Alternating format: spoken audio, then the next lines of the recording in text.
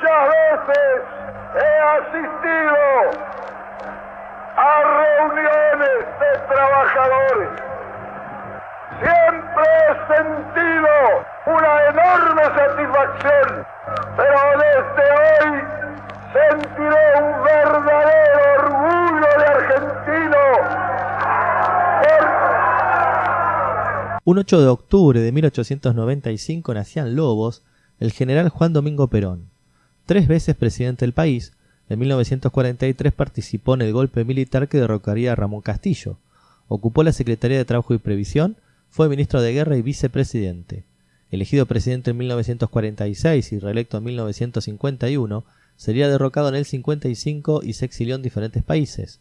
En 1973, tras el triunfo de Héctor Cámpora, regresaría al país, y pocos después de asumir la presidencia, murió mientras ejercía sus funciones presidenciales. Fue reemplazado por su mujer, la vicepresidenta María Martínez Estela de Perón. Falleció en Buenos Aires el 1 de julio de 1974. El coronel había nacido en Lobos y a los 13 años ingresó en el Colegio Militar de la Nación, donde obtendría el grado de subteniente de infantería. En enero de 1929 se casaría con Aurelia Tizón, una muchacha de clase media, 13 años menor que él, a la que llamaba Potota. En el 30 se acercó a los sectores cívico-militares que preparaban el golpe de Estado contra Hipólito Yrigoyen, apoyando al ala más moderada representada por el general Agustín Justo. En el año 32, al asumir Justo la presidencia, fue designado ayudante de campo del nuevo ministro de Guerra. Entre 1939 y 1941, fue agregado militar de Argentina en la Italia de Benito Mussolini. Porque interpreto este movimiento colectivo como el renacimiento de una conciencia de los trabajadores.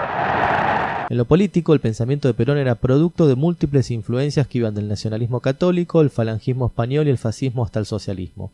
En sus discursos de 1944, Perón planteaba la necesidad de integrar al obrero al sistema como un consumidor y de esa manera alejarlo de la influencia revolucionaria.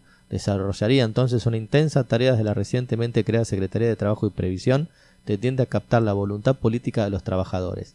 Hizo aprobar decretos de ley de vital importancia en el campo laboral y su influencia iría creciendo junto a su popularidad. En 1944 el general Edelmiro Farrell desplazó de la presidencia al general Pedro Ramírez y nombraría a Perón ministro de Guerra primero y vicepresidente 5 meses después.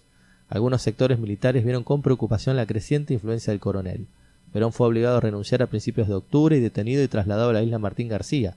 El 17 de octubre de 1945, miles de trabajadores provenientes del cordón industrial del Gran Buenos Aires ocuparían la Plaza de Mayo decididos a no moverse hasta que Perón apareciera en los balcones de la Casa Rosada. Por la noche, finalmente el coronel pudo estrenar su saludo con los brazos en alto.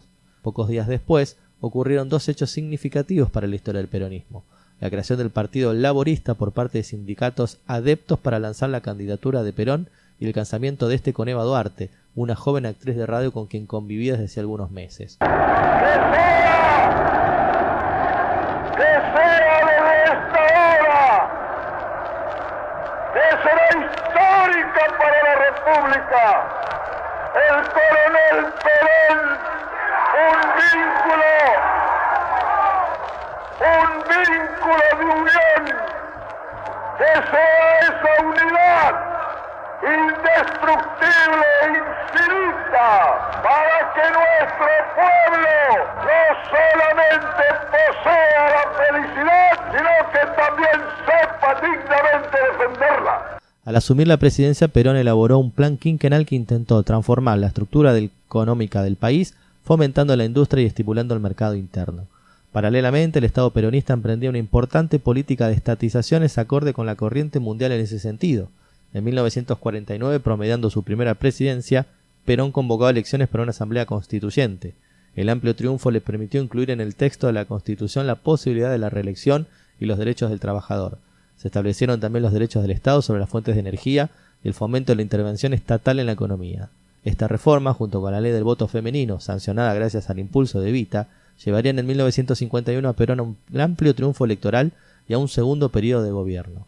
La crisis desatada en 1952, coincidente con la muerte de Eva Perón, debilitaría notablemente al modelo y le fue restando apoyo. El 16 de septiembre de 1954, las Fuerzas Armadas tomaron el poder expulsando a Perón, quien finalmente marcharía al exilio por 18 años. En 1960, Perón instaló su residencia en Madrid.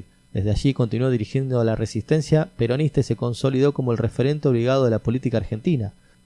Perón volvería a la Argentina por un corto tiempo en noviembre de 1972, pero no pudo presentarse como candidato a las elecciones del 11 de marzo porque una modificación de la ley electoral se lo impedía. Sin embargo, se impuso el candidato de su partido, Héctor Cámpora, cercano a los sectores juveniles. El 20 de julio de 1973, unas 2 millones de personas aguardaron en Ezeiza el retorno del líder. Por la tarde se produjeron graves incidentes entre los sectores de la derecha sindical y los grupos juveniles que pugnaban por acercarse al palco. El 13 de julio de 1973, el presidente Cámpora y el vicepresidente Solano Lima renunciaron según los sectores tradicionales del peronismo. Tras un confuso episodio, asumió como primer mandatario a Raúl Lastiri, presidente de la Cámara de Diputados y yerno de López Rega. Lastiri convocó a elecciones presidenciales para el 23 de septiembre. Sin comicios internos, Perón decidió que su mujer, Isabel Martínez, ocupara el segundo término de la fórmula presidencial, que se impuso sobre la de Balbín y Fernando de la Rúa por 62% al 25% de los votos. Esa unidad la sentimos los verdaderos patriotas, porque al amar a la patria no amaremos su campo